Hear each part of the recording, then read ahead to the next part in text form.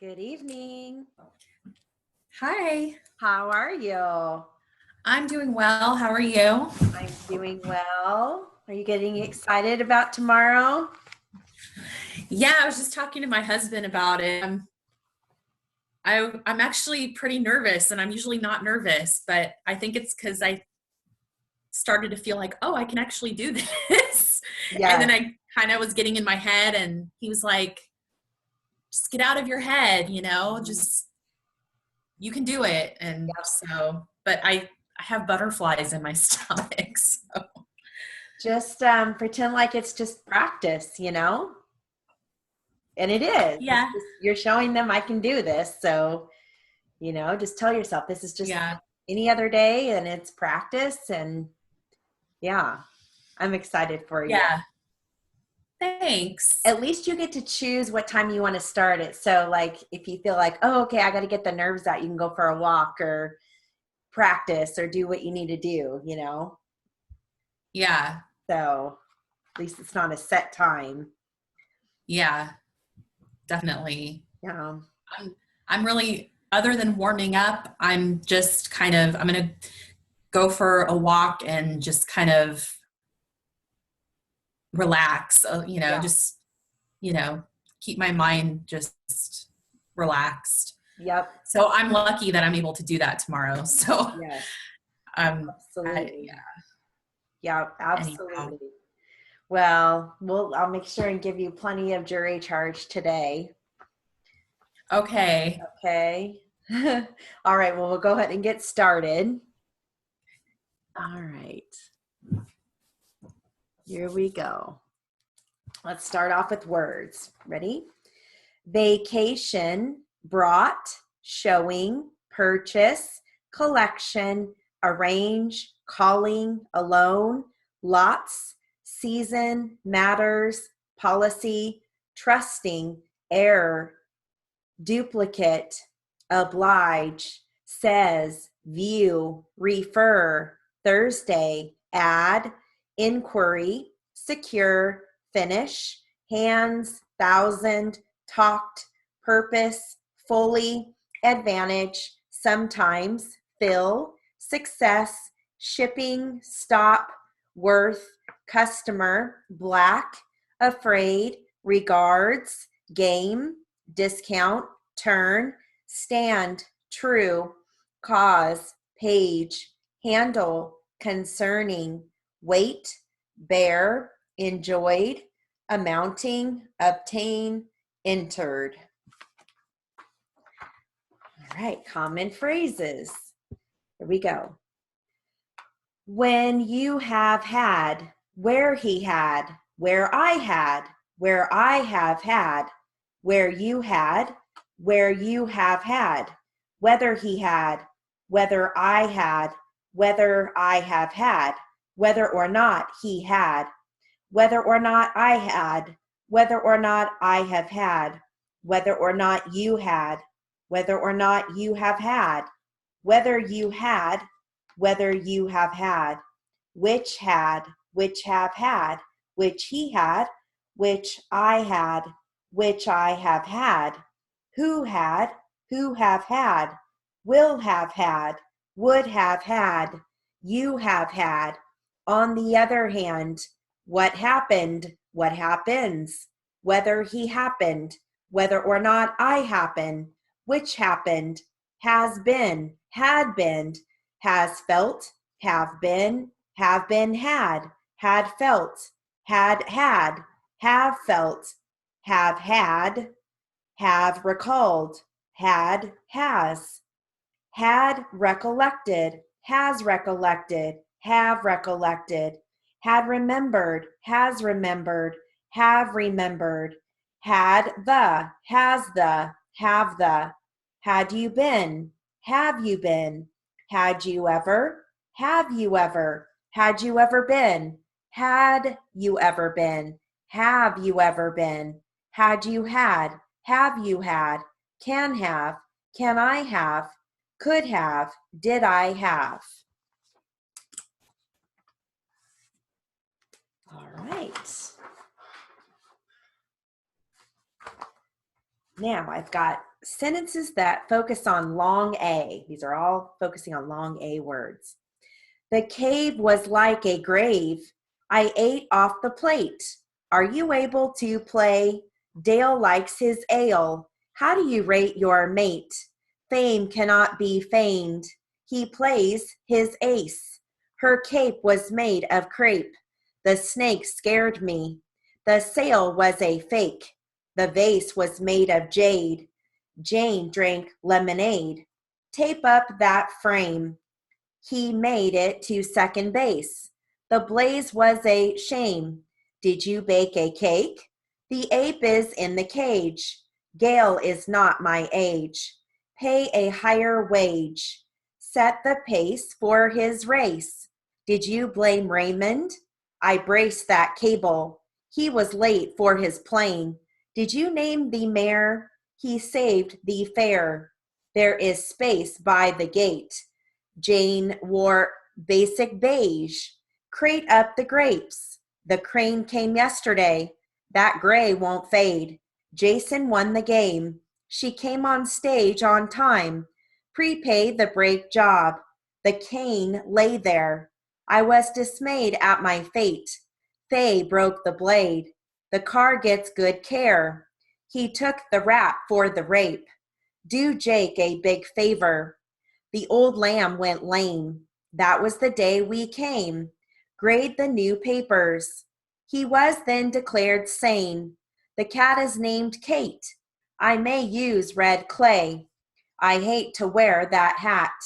Grace cut the grass. The lake lacks water. My pal is very pale. Faded jeans are not the fad. Bake in the back room. The last wore lace. The shake shook the shack. May broke the blade. Okay.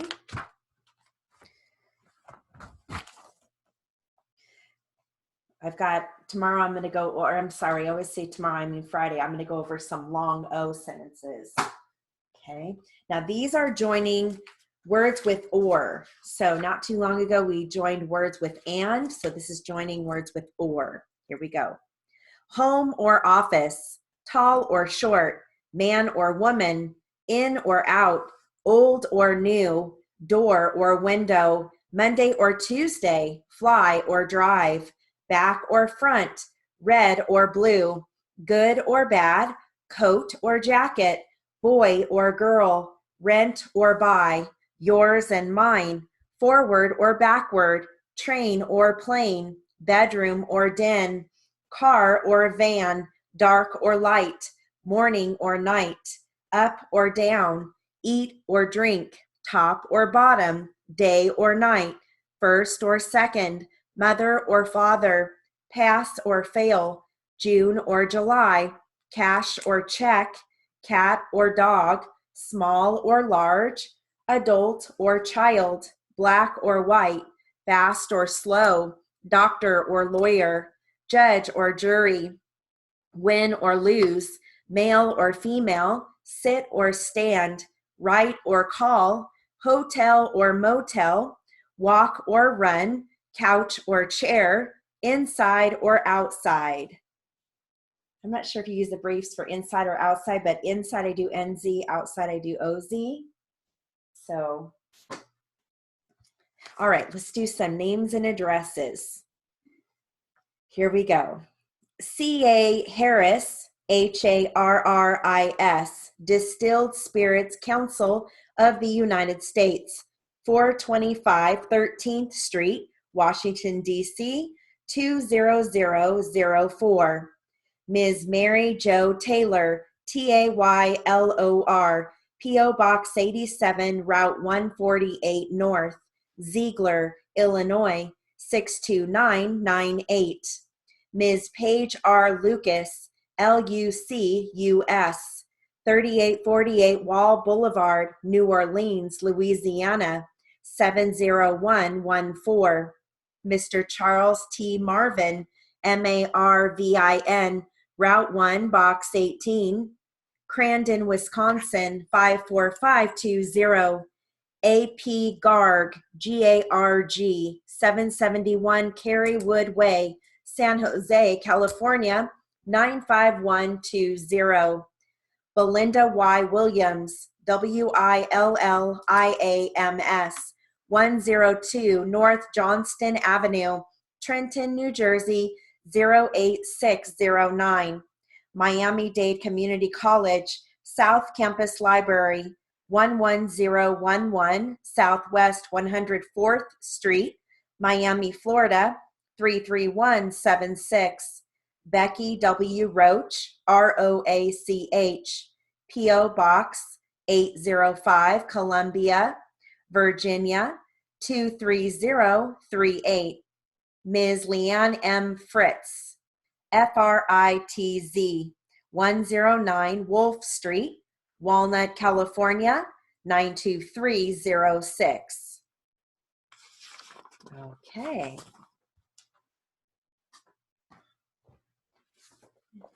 Now I've just got different words I'm going to give you. Here we go. Adequate, irresponsible, assembly, justify, interpretation, attainment, majority, auction, misdemeanor, awareness, modifies, awesome, nominations, Budweiser, combination, overt, compromise, conclusion, participation, consistent, performance, Pontiac, conspiracy, prosecution, pursue, conspire, contemplated, rational, convicted, safeguard, elite, suspends, enterprise, tactically, frightened, terrorist, transaction, imprisoned, unacceptable, initiation, viability, warranted, and intentional. All right.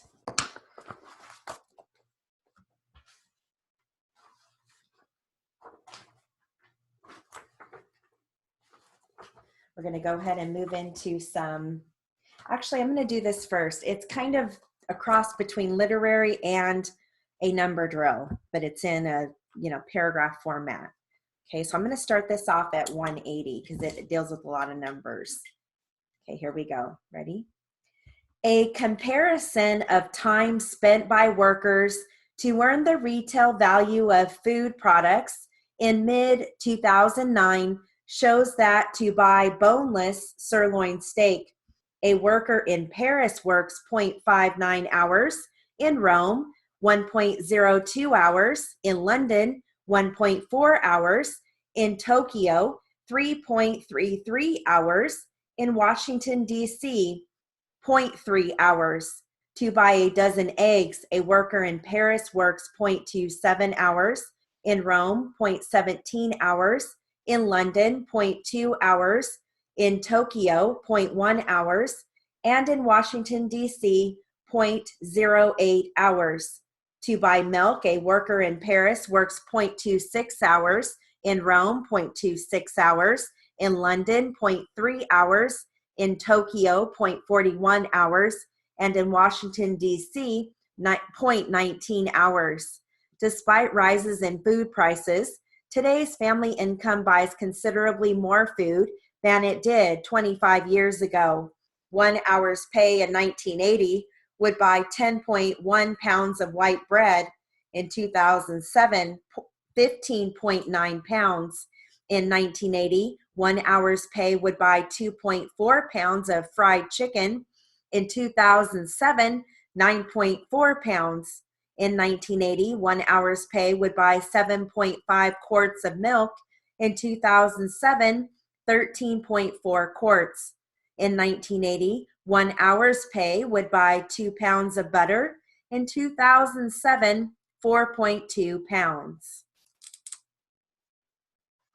All right.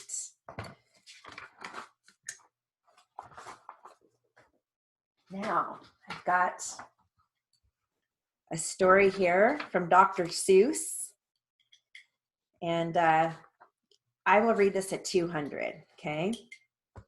All right. Oops, let me just date this so I know we covered it. Okay, here we go. There once was a girl bird named Gertrude McFuzz, and she had the smallest plain tail there ever was. One droopy droop feather, that's all that she had. And oh, that one feather made Gertrude so sad. For there was another young bird that she knew, a fancy young birdie named Lola Lee Loo. And instead of one feather behind, she had two. Poor Gertrude. Whenever she happened to spy Miss Lola Lee Loo flying by in the sky, she got very jealous. She frowned and she pouted. Then one day she got awfully mad and she shouted, "This isn't fair. I have one. She has two. I must have a tail just like Lola Lee Loo." So she flew to her uncle, a doctor named Dake, whose office was high in a tree by the lake. And she cried, "Uncle, doctor, oh, please, do you know of some kind of a pill that will make my tail grow?" "Tut, tut," said the doctor, "such talk, how absurd. Your tail is just right for your kind of a bird." Then Gertrude had tantrums. She raised such a din that finally her uncle, the doctor, gave in, and he told her just where she could find such a pill, on a pillberry vine on the top of the hill. "Oh, thank you," chirped Gertrude McFuzz, and she flew right straight to the hill where the pillberry grew. Yes, there was the vine, and as soon as she saw it, she plucked off a berry. She started to gnaw it. It tasted just awful, almost made her sick, but she wanted that tail, so she swallowed it quick. Then she felt something happen. She felt a small twitch, as if she'd been tapped down behind by a switch. And Gertrude looked around, and she cheered. It was true. Two feathers, exactly like Lola Lee Loo. Then she got an idea. "Now I know what I'll do. I'll grow a tail better than Lola Lee Loo. These pills that grow feathers are working just fine."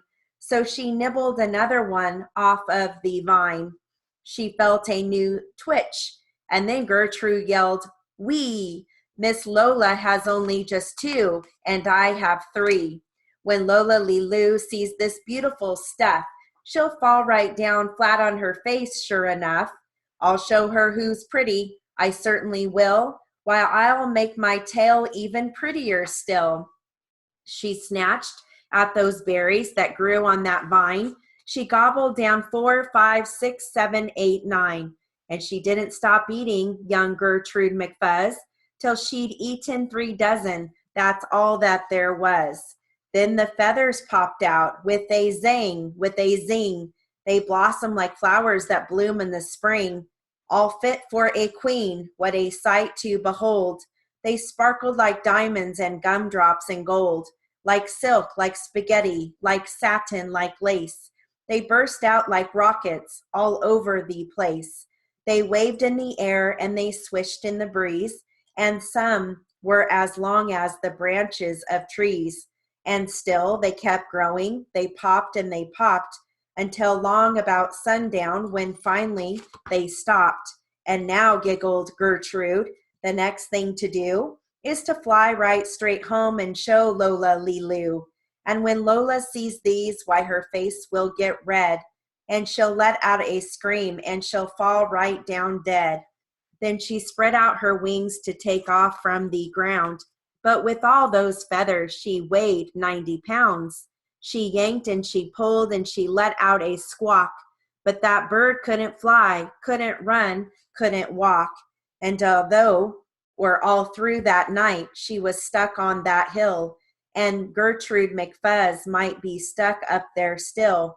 If her good Uncle Dake hadn't heard the girl yelp, he rushed to her rescue and brought along help. To lift Gertrude up almost broke all their beaks, and to fly her back home it took almost 2 weeks, and then it took almost another week more. To pull out those feathers, my, Gertrude was sore. And finally, when all of the pulling was done, Gertrude behind her again had just one. That one little feather she had as a starter, but now that's enough because now she's smarter. I think that's such a cute little story. I love Dr. Seuss. All right, let's do some jury charge. How are we doing on time? Good. All right, so the subject here is assault and battery. Let me just state this. All right. You're going to hear trespass, grievous bodily harm, constitutes hostile intent, consummation, apprehension, felonious, premises, reasonable, assault, assault and battery, peril. That's about it with this one. All right, so I will read this. Do you want me to read this at 200 or 225? 225. Yeah? That's my vote. Sure, why not? Yeah, go ahead. Yeah, read it 225. Okay. All right, I will do that. Hi. Nora's here. Hi, Nora. Hi. Okay, here we go. 225.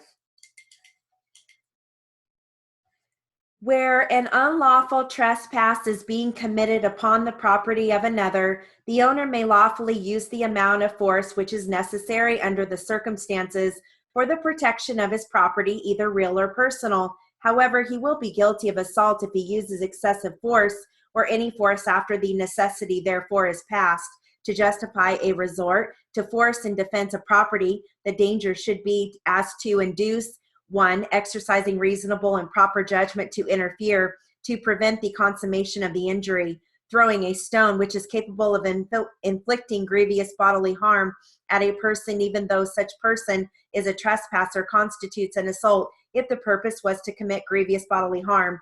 Ordinarily, one who is in possession of premises lawfully and who has requested or ordered another to leave, whom he had a right to so request, may lawfully use as much force as is necessary to remove such another after allowing him a reasonable time to depart, and the trespasser may not resist if only reasonable force and agencies are used or employed in making such ejection. This right applies to any property lawfully in possession. However, anyone ejecting a trespasser will be guilty of assault if he uses more force than is necessary, as when he uses a dangerous or deadly weapon, unless the trespass is made with hostile intent and actual force. The general rule is that the owner may use only such force as is necessary to eject the trespasser. A man may not use a deadly weapon to resist a mere trespass, but he may resist the trespass with sufficient force. If while so resisting he has reasonable ground for believing that he himself is in personal danger, then he may use a weapon to defend himself and his property. It is clear that a man has no right to commit an assault with intent to do great bodily harm to another for a wrong that he does not have reasonable ground to believe to be dangerous to himself. If a person honestly believes or has reason to believe that he is in great peril and that great bodily harm is about to be inflicted upon him, he has a right to act under such well-grounded apprehension and may use a weapon, even though the danger does not in fact exist. However, in the absence of a felonious invasion of one's property, that is, in the absence of an invasion with intent to commit a crime of felony thereon, one does not have the right to inflict serious bodily injury in the defense of property interests alone. The defendant, in this case, after requesting the plaintiff to leave the premises, had the right to use reasonable force to eject him, but no more force than was reasonably necessary. If in protecting his land from trespass only, he intentionally inflicted grievous bodily harm upon the plaintiff and was not himself in reasonable fear or danger or bodily harm to himself, then he committed a wrongful assault upon the plaintiff. So that was at 225. How is that? Not too bad. I did drop here and there, but I got most of it, I think. Now, do you guys want me to go back and read that at 200? Or I can read a new one. I have another one too. It's up to you, Nora. What do you think? No, I kind of want to do it again at 200. Okay. Yeah. Okay. That sounds good. Here we go. Okay. Here we go. 200. Where an unlawful trespass is being committed upon the property of another, the owner may lawfully use the amount of force which is necessary under these circumstances for the protection of his property, either real or personal. However, he will be guilty of assault if he uses excessive force or any force after the necessity therefore is past. To justify a resort to force in defense of property, the danger should be as to induce one exercising reasonable and proper judgment to interfere to prevent the consummation of the injury, throwing a stone, which is capable of inflicting grievous bodily harm at a person, even though such person is a trespasser, constitutes an assault, if the purpose was to commit grievous bodily harm. Ordinarily, one who is in possession of premises lawfully and who has requested or ordered another to leave, whom he had a right to so request, may lawfully use as much force as is necessary to remove such other, after allowing him a reasonable time to depart, and the trespasser may not resist if only reasonable force and agencies are used or employed in making such ejection. This right applies to any property lawfully in possession. However, anyone ejecting a trespasser will be guilty of assault if he uses more force than is necessary, as when he uses a dangerous or deadly weapon, unless the trespass is made with hostile intent and actual force. The general rule is that the owner may use only such force as is necessary to eject a trespasser. A man may not use a deadly weapon to resist a mere trespass, but he may resist the trespass with sufficient force. If while so resisting he has reasonable ground for believing that he himself is in personal danger, then he may use a weapon to defend himself and his property. It is clear that a man has no right to commit an assault with intent to do great bodily harm to another for a wrong that he does not have reasonable ground to believe to be dangerous to himself. If a person honestly believes or has reason to believe that he is in great peril and that great bodily harm is about to be inflicted upon him, he has a right to act under such well-grounded apprehension and may use a weapon even though the danger does not in fact exist. However, in the absence of a felonious invasion of one's property, that is, in the absence of an invasion with intent to commit the crime of felony thereon, one does not have the right to inflict serious bodily injury in the defense of property interest alone. The defendant in this case, after requesting the plaintiff to leave the premises, had the right to use reasonable force to eject him, but no more force than was reasonably necessary. If, in protecting his land from trespass only, he intentionally inflicted grievous bodily harm upon the plaintiff and was not himself in reasonable fear or danger or bodily harm to himself, then he committed a wrongful assault upon the plaintiff.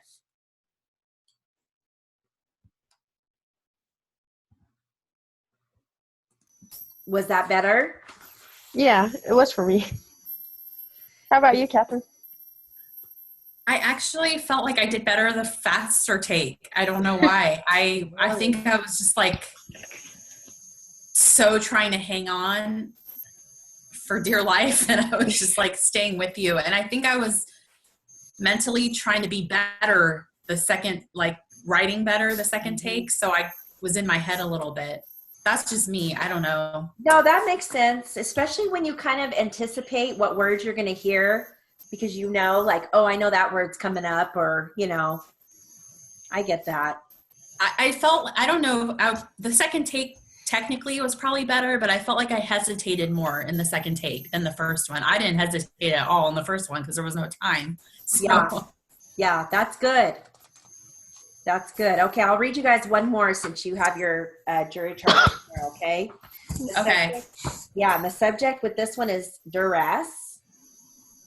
Okay, and let's see, word list. You're going to hear revolver, instrument, negotiable promissory note. I gave you instrument. On the other hand, that's OEND if you don't already know that one. No cause of action. Verdict, preponderance of the evidence, compulsion, unlawful, species, bodily restraint, constraint, defense, threatened, coercion, obtained. I think I gave you duress. Yeah.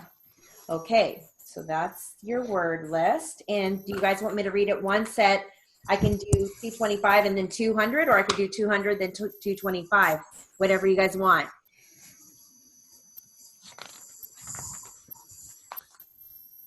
I can do either. Maybe 200 and then 225. Okay. Yep. I'll do that. Sounds good. Mute everybody. Here we go. Plaintiff brings this action seeking to recover the sum of $50,000 and interest upon a written instrument or promise to pay the sum to plaintiff. This instrument is in evidence. Defendant admits that he had made and signed this instrument, and as defense thereto alleges first that there was no consideration for the execution of the instrument in question. Second, defendant alleges that the instrument in question was obtained from the defendant by duress, that plaintiff, being armed with a revolver, threatened to shoot and kill defendant if he did not sign the instrument. Because of such threats and in fear that plaintiff would carry out his threats, defendant was compelled to sign said instrument. The instrument sued upon in this action is a written promise to pay money. It is not a negotiable promissory note and does not carry with it the same presumptions as a negotiable instrument. Such a written promise to pay, if it is found to have been given for a valuable consideration, is valid and enforceable in law, unless some valid defense thereto is shown. The first defense set out by the defendant is that there was no consideration for this note or instrument. A valuable consideration may be any advantage or benefit to the person making the promise, or any detriment or injury to the other party. A promise by one person to pay money to another cannot be enforced unless such promise is given for some valuable consideration. It is for you to determine from the evidence in the case whether or not any valuable consideration is given to this defendant for this instrument. If you find from the evidence that the instrument was not given for any valuable consideration, then plaintiff cannot recover and your verdict should be in defendant's favor. The second defense set out is that this instrument was obtained under duress. Duress may be defined as the coercion of one person by another by means of bodily restraint, threats of serious injury, pressure, or constraint to such extent as to virtually take away the free agency of the person threatened and compel him to go against his will and destroy his power of refusing to comply with the unlawful demands of another. Duress is a species of fraud in which compulsion in some form is the means employed. A note or contract obtained by duress cannot be enforced in an action of this kind. The burden of proof in this case rests upon the defendant on each of these two defenses to prove the same by a preponderance of the evidence, that is, by a greater weight of the evidence. Now, if you find from the evidence under the rules given you that this instrument, written instrument, was given for a valuable consideration and that it was not obtained by duress, then you should find a verdict in favor of the plaintiff for the amount claimed plus interest. On the other hand, if you find from the evidence under the rules given you that there was no consideration given for this instrument, or if you find from the evidence that this instrument was obtained from the defendant by duress, then in either such case, you should find a verdict in defendant's favor of no cause of action. All right, so we'll do that again at 225. Here we go. Plaintiff brings this action seeking to recover the sum of $50,000 and interest upon a written instrument or promise to pay this sum to plaintiff. This instrument is in evidence. Defendant admits that he made and signed this instrument, and as defense thereto alleges first that there was no consideration for the execution of the instrument in question. Second, defendant alleges that the instrument in question was obtained from the defendant by duress. That plaintiff, being armed with a revolver, threatened to shoot and kill defendant if he did not sign the instrument. Because of such threats and in fear that plaintiff would carry out his threats, defendant was compelled to sign said instrument. The instrument sued upon in this action is a written promise to pay money. It is not a negotiable promissory note and does not carry with it the same presumptions as a negotiable instrument. Such a written promise to pay, if it is found to have been given for a valuable consideration, is valid and enforceable in law, unless some valid defense thereto is shown. The first defense set out by the defendant is that there was no consideration for this note or instrument. A valuable consideration may be any advantage or benefit to the person making the promise, or any detriment or injury to the other party. A promise by one person to pay money to another cannot be enforced unless such promise is given for some valuable consideration. It is for you to determine from the evidence in the case whether or not any valuable consideration was given to this defendant for this instrument. If you find from the evidence that the instrument was not given for any valuable consideration, then plaintiff cannot recover and your verdict should be in defendant's favor. The second defense set out is that this instrument was obtained under duress. Duress may be defined as the coercion of one person by another by means of bodily restraint, threats of serious injury, pressure, or constraint to such extent as to virtually take away the free agency of the person threatened and compel him to go against his will and destroy his power of refusing to comply with the unlawful demands of another. Duress is a species of fraud in which compulsion in some form is the means employed. A note or contract obtained by duress cannot be enforced in an action of this kind. The burden of proof in this case rests upon the defendant on each of these two defenses to prove the same by a preponderance of the evidence, that is, by a greater weight of the evidence. Now, if you find from the evidence under the rules given you that this written instrument was given for a valuable consideration and that it was not obtained by duress, then you should find a verdict in favor of the plaintiff for the amount claimed plus interest. On the other hand, if you find from the evidence under the rules given you that there was no consideration given for this instrument, or if you find from the evidence that this instrument was obtained from the defendant by duress, then in either such case, you should find a verdict in defendant's favor of no cause of action. How is that? About this, for me, about the same on both. Wow. Until the end, I kind of fell apart there. Yeah, and that's probably just your endurance, because that's a lot of jury charge, you know, and we did each take once at 200 and once at 225. So that's a lot of material. So that's probably why. But How was it for you? Yeah. Oh, sorry. No. I was going to say, was it kind of the same where when you said it was the same, Catherine, did you mean that the second take was harder even though that was at 225? No, I meant I did about the same on both takes that time. Okay. That's what I meant. Okay. Yeah. How about you, Nora? I did really well on the first one, but I think I dropped a little in the middle of the second one. Yeah. Stumbled over. Yeah. You know, that's a lot of material. So it's probably just an endurance thing, you know? So good job, you guys. That's not easy.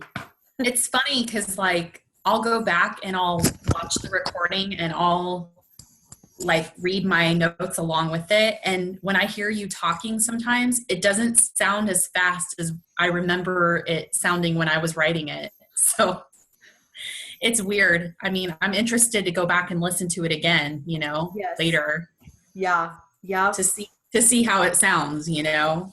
I remember that as well, being in 225. Well, this is when I was in school and we had tape recorders. Like, we would the students would go up to the desk and put their tape recorder down, and then the instructor, before they would start, would go through and hit record on every single one. Like, sometimes there were 20 of them up there, but I remember thinking that too, like, wow, it doesn't seem as fast as when I took it down the first time. So Yeah. All right. Well, let's do some Q&A. All right. So we'll go ahead and I'll start at 180 and I'll work my way to 225. This first one is the dog bite transcript, so it's not too difficult. So we'll start with that. Okay. All right, here we go. Let's see. I think it's defense questioning. Yeah. All right, here we go.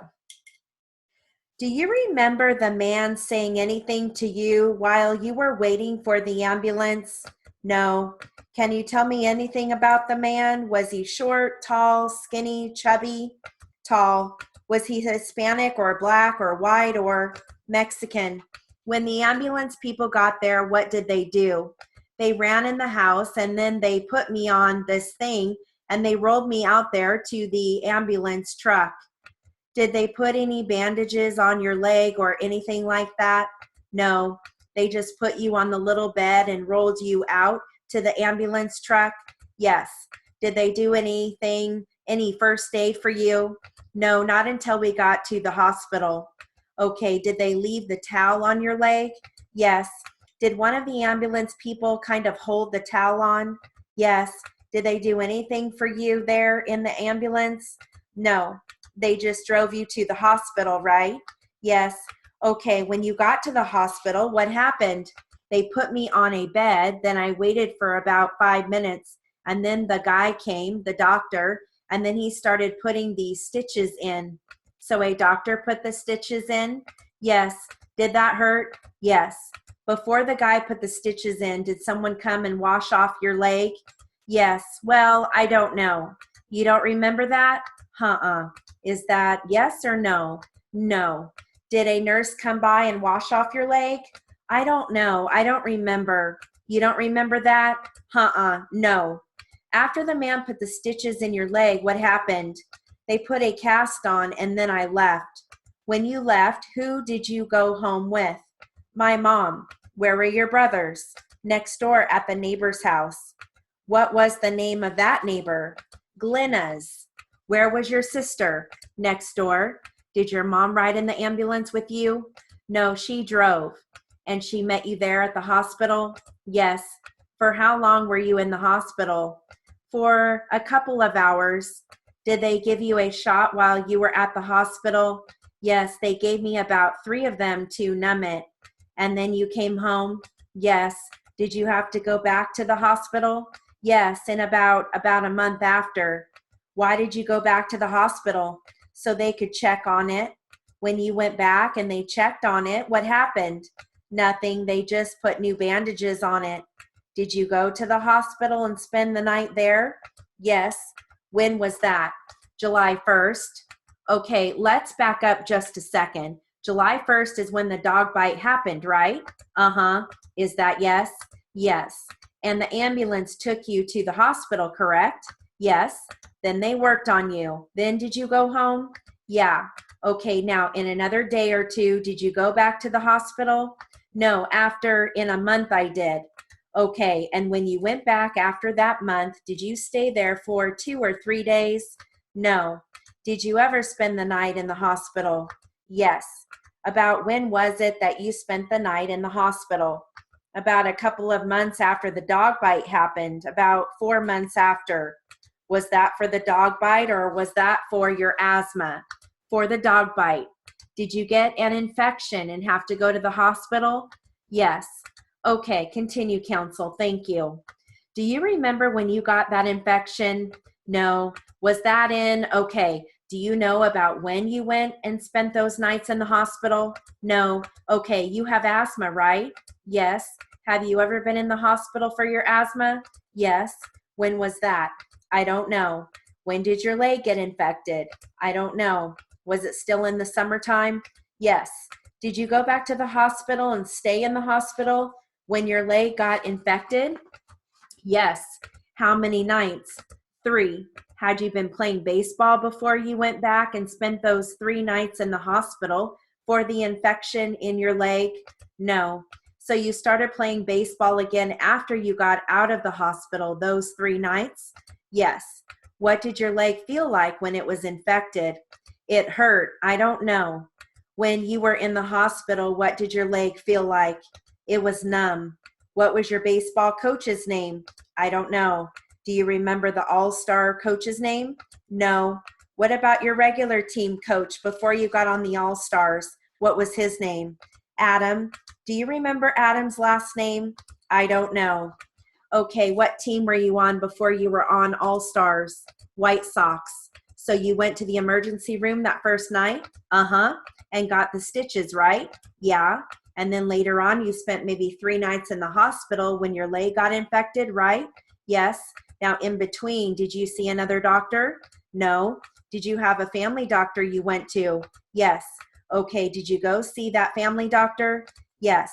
Is he the one who took out the stitches? No. Who took out the stitches? The nurse. Was that at the hospital? Yes. Was that when your leg got infected, they took out the stitches? No, another time. And then later on, do you remember seeing another doctor? Well, yes.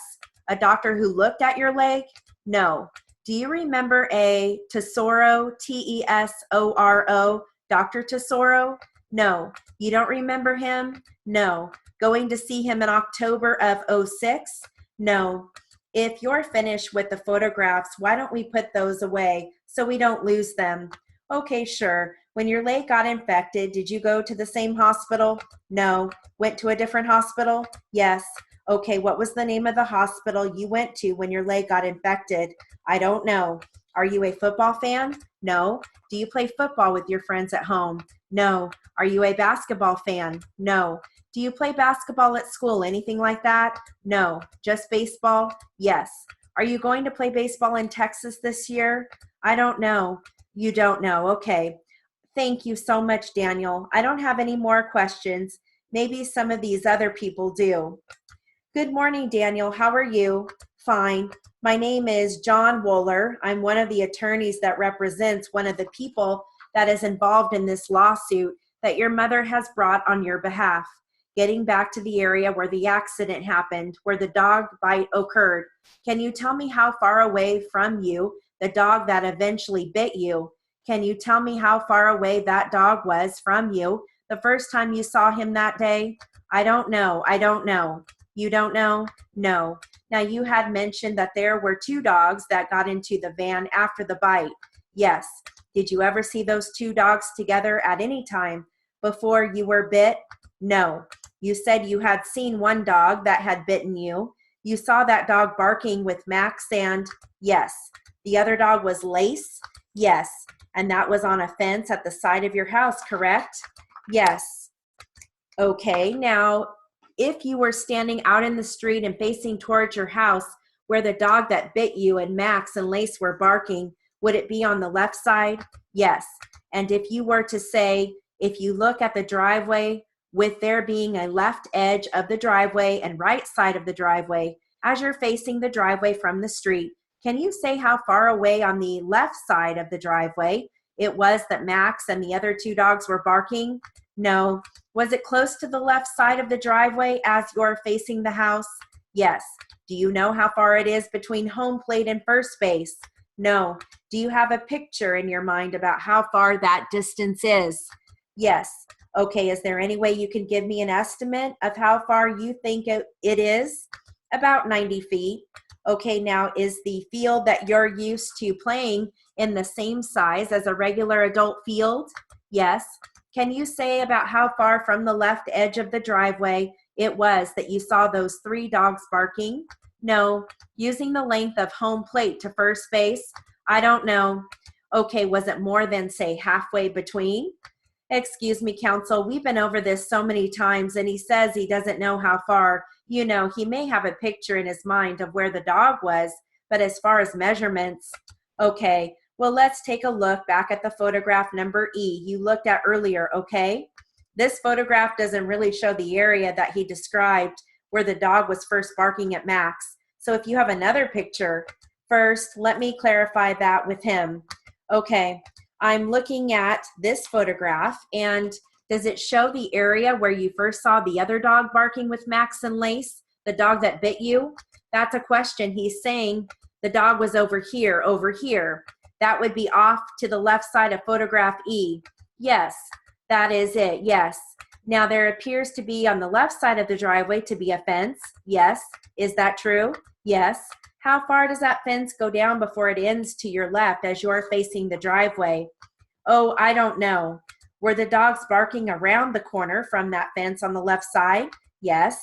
Did you ever see that dog that bit you coming along that fence along the left side of the driveway before it got to the driveway? Yes. Did you see the dog that bit you come around the corner from the fence and along the fence and then to the driveway? Yes. So you watched it come all the way around? Yes. Okay, and while you were watching it as it was coming around the fence and towards the driveway, where were you standing? By the fence.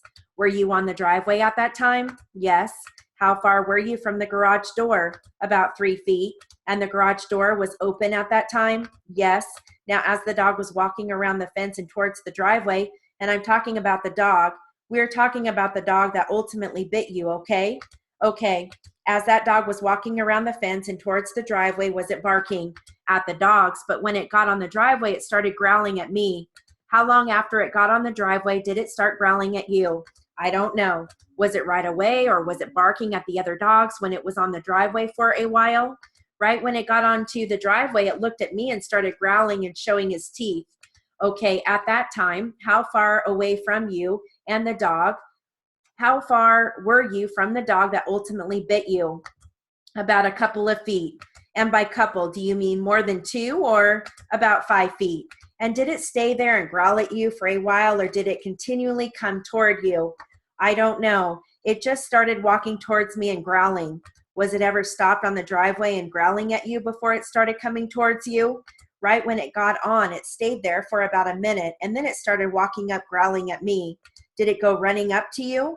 Yes, when I was climbing up the fence, then he ran toward me. Now, you said you were almost over the fence when the dog grabbed your leg, correct? Yes. Had you gotten either of your legs over the top of the fence before? No. The dog grabbed your leg? No, I was almost over on the other side. Was any part of your body over the top of the fence? Just my hands. My hands were. Okay, what were you holding on to at that time? The fence I was trying to get over.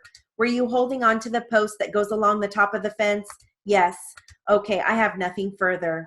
Just a few more. Now, at the time when the dog grabbed onto your leg, was one leg higher up the fence than the other leg?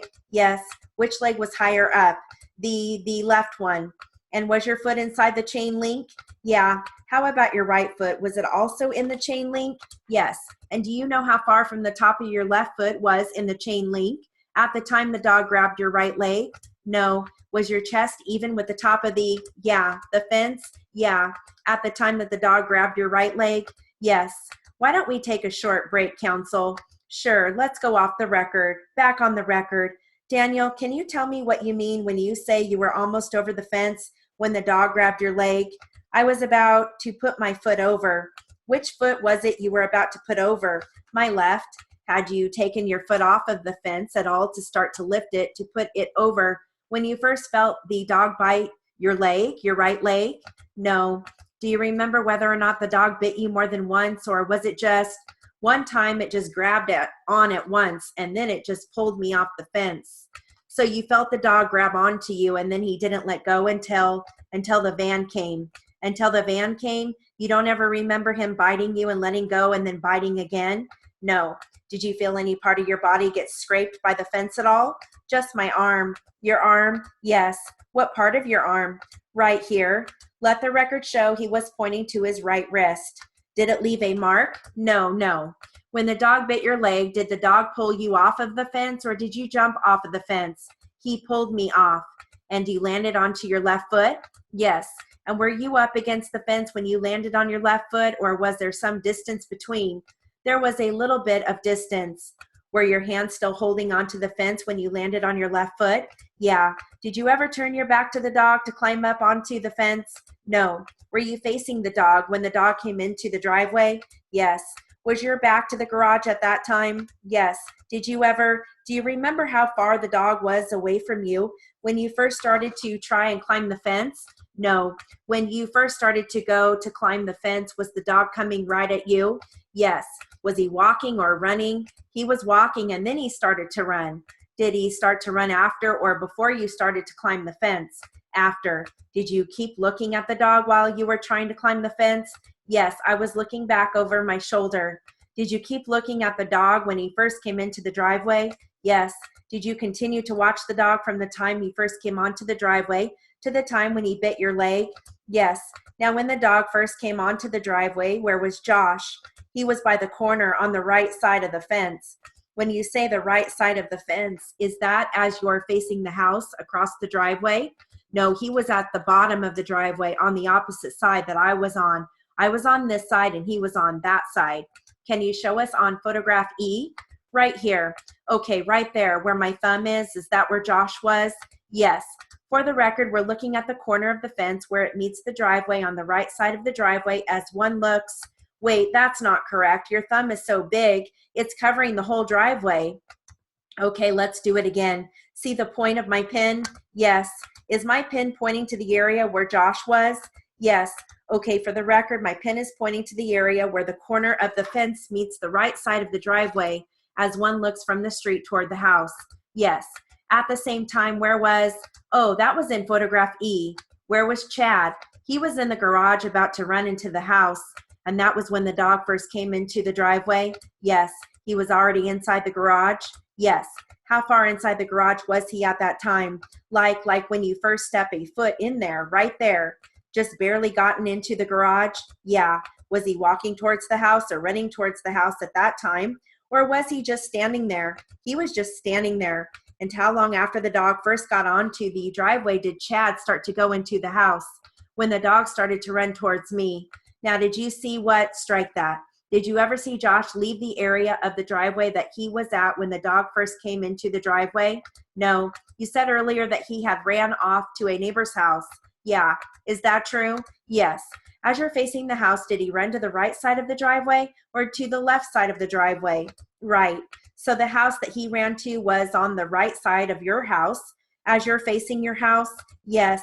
How long after the dog first came onto the driveway did Josh start running to the neighbor's house? Once the dog started to run towards me. So when the dog started to run towards you, then Chad ran into the house and Josh went to the same time, ran to the neighbor's house? Yes. How long after the dog started running at you did you go to climb the fence? Once he started to walk towards me, before he even started running? Yeah. How long after he started walking towards you did you go to climb the fence? Right when he started walking toward me, I started to climb the fence. So was it after his first step or second step? First. Now, when you were inside of the house, did Josh come back to the house or was he already there? Once the dogs got into the van, Josh ran into the house.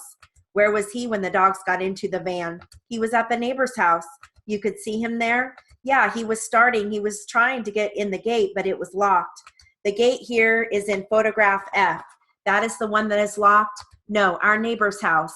Oh, okay. When the van came up, do you know where Chad was at? Yeah, he was already in the house. When you first went into the house, did you see Chad? Yeah. Where was he at? He was in the kitchen crying. Okay, so I'm going to read a one-page Q&A for read back real quick. So that last half was out 225. Okay. All right. So the first time I'll read this at 180, then again at 200, and then the last time at 225. You're going to hear inspect, trestle, structures, warning, excavating, maintained. Okay, so the first time will be at 180. You guys can read back any take that you want. Or if you're having an off day, just tell me and we can skip you and you can just follow along with your notes. Okay. All right. Looks like plaintiff. Here we go. What are the duties of a pipe walker? Will you tell us that? Just inspect the lines to see if there are any leaks. Do you also inspect the structures on which the lines are maintained? Yes. Why? To see if any oil or gasoline is showing on the surface. Is it also the duty of a pipe walker to inspect the structures on which the pipelines are maintained? You mean on the trestle? Trestles or any kind of structure on which a pipeline may be maintained. Yes, you are supposed to report anything unusual, is that right? Any kind of excavating that might be going on. Anything that may be dangerous to the trestle, is that right? That's right. When you first inspected this trestle, was it in the location in which it was on October 10? Yes. Has it been moved since that time? No. Do you remember how many pipelines there were going over that trestle at that time? 2. It had 2. That's right. Now, was it part of your duties to inspect certain warning signs that were located under the trestle? Once each week, I reported to the office that the signs were intact. What kind of signs were they? Warning signs. Where was that warning sign located? They hung on the trestle. All right, so we'll do that again at 200. What are the duties of a pipe walker? Will you tell us that? Just inspect the lines to see if there are any leaks. Do you also inspect the structures on which the lines are maintained? Yes. Why? To see if any oil or gasoline is showing on the surface. Is it also the duty of a pipe walker to inspect the structures on which the pipelines are maintained? You mean on the trestle? Trestles or any kind of structure on which a pipeline may be maintained. Yes. You are supposed to report anything unusual, is that right? Any kind of excavating that might be going on. Anything that may be dangerous to the trestle, is that right? That's right. When you first inspected this trestle, was it in the location in which it was on October 10? Yes. Has it been moved since that time? No. Do you remember how many pipelines were there going over that trestle at that time? 2. It had 2? That's right. Now, was it part of your duties to inspect certain warning signs that were located under the trestle? Once each week, I reported to the office that the signs were intact. What kinds of signs were they? Warning signs. Where was the warning sign located? They hung on the trestle. So I'm making a note because I said V instead of that. So I want to make sure that I make a note so you don't think it's your mistake. Okay, last time at 225. Here we go. What are the duties of a pipe walker? Will you tell us that? Just inspect the lines to see if there are any leaks. Do you also inspect the structures on which the lines are maintained? Yes. Why? To see if any oil or gasoline is showing on the surface. Is it also the duty of a pipe walker to inspect the structures on which the pipelines are maintained? You mean on the trestle? Trestles or any kind of structure on which a pipeline may be maintained. Yes. You are supposed to report anything unusual, is that right? Any kind of excavating that might be going on. Anything that may be dangerous to the trestle, is that right? That's right. When you first inspected this trestle, was it in the location in which it was on October 10? Yes. Has it been moved since that time? No. Do you remember how many pipelines there were going over that trestle at that time? 2. It had 2? That's right. Now, was it part of your duties to inspect certain warning signs that were located under the trestle? Once each week, I reported to the office that the signs were intact. What kinds of signs were they? Warning signs. Where was that warning sign located? They hung on the trestle. All right.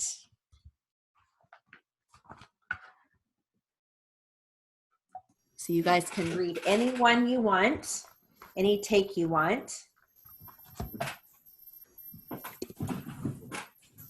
Okay.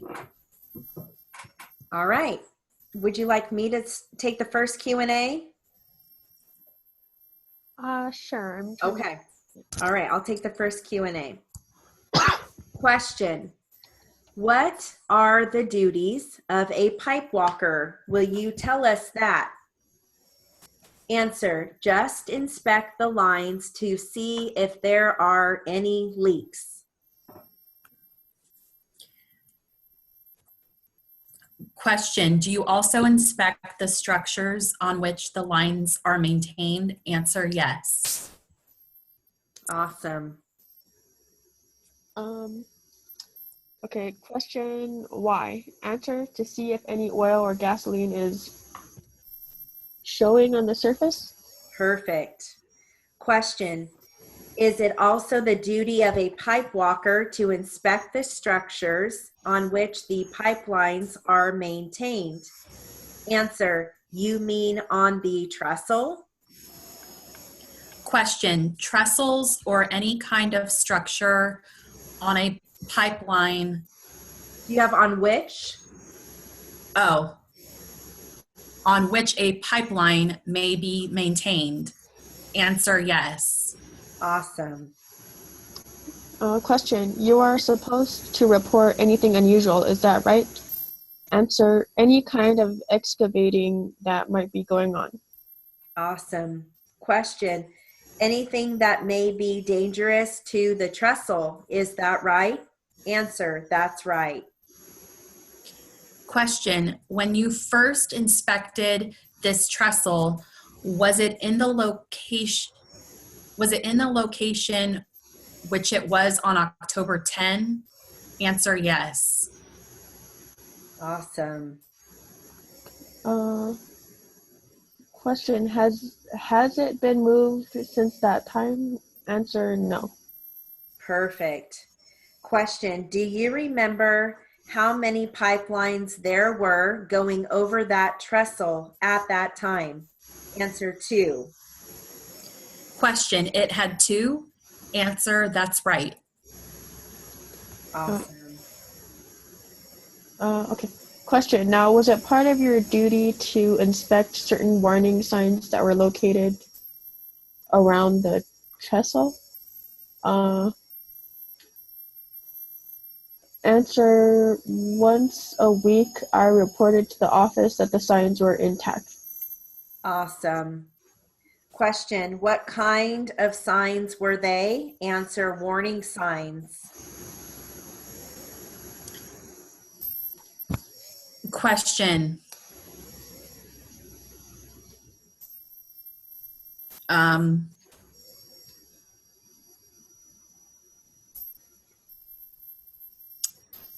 Wait. Okay. Man, hold on. I got to figure this one out because my fingers went all weird.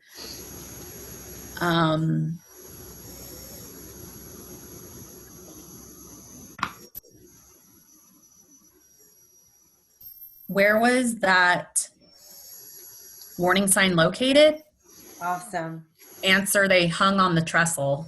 Good. So that's where I screwed up. I think on the 200 take, I said, where was the warning sign located?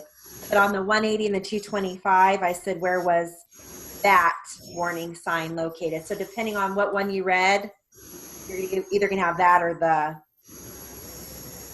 Great job, you guys.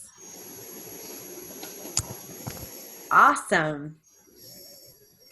Well, good luck tomorrow, Catherine. Let us know how it goes. Thank you. I will. Okay. And I hope to see you guys Friday morning if you can make the live class. I plan on being there, so. Good. Okay. I might be sitting out still. I don't know. Okay. Nora, how's that going? Still not too good. I was supposed to go with an agency yesterday and today, but they never got back to me. No. Yeah, and then the lady who I was originally going out with was like, "Oh, you should have come with me yesterday," because she had a job from like 10 to 7. I was like, "No." Oh, gosh. Well, it's taking forever. I still have 18 hours left. So for depot or court or both? Depot. Okay. I'm done with court, but okay. It's the depot that's just taking forever. Okay. Well, let me know if you do have a problem. I can always ask my good friend Vicky, and she works for that agency that's in Riverside, so it's pretty local. I know you're in the mountains, but it's like usually Redlands, San Bernardino, Riverside. Yeah, that'd be great. Okay. And I did, Nora, I forgot to tell you, I did talk to Robert about your machine. And he did say that it doesn't have the capability for the memory, to take a test and then go plug in. So I did talk to him about that. And he said the idea was to, like for on-ground students back when you guys got those, that they were going to allow you to have your laptop, like for qualifying, have your laptop right there so that you could plug in right there when you are on your machine. But since that's not allowed at the test, you have to set up all your equipment in that other room. You definitely will have to have a different machine. So I did ask him about that, but you know, again, maybe Pandora and you could swap machines, like she said, you know? Mm. Okay. So when we're in the test, we also have to bring our own printer, or Yes. oh, great. Yep. Okay. So you want to make sure you're familiar with your, you know, your printer, all your equipment. If you're going to, like, I would get a different machine now just so you get used to it. You know what I mean? Mm-hmm. Because everybody's machine's a little different. The touch is a little different, but I would definitely, you know, if you're going to borrow somebody's, swap now so you can get used to it. Uh-huh. Okay. So, All right. Thanks. yeah, you're welcome. All right, you guys have a great night, and I'll see you Friday morning, hopefully. And then I'm going to reach out to my friend, and then I'll let you know, Nora. Oh, that'd be great. Okay. Thank you. You're welcome. Talk to you soon. Uh-huh.